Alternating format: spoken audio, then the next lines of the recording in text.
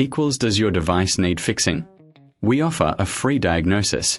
We pick up and deliver right to your door, no calls or travel needed.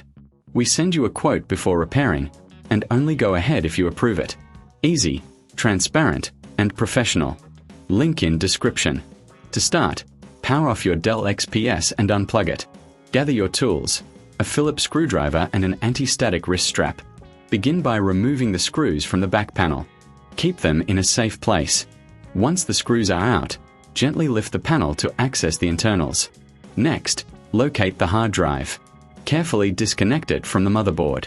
If you're cleaning, use compressed air to remove dust from the fans and components. A clean device runs better.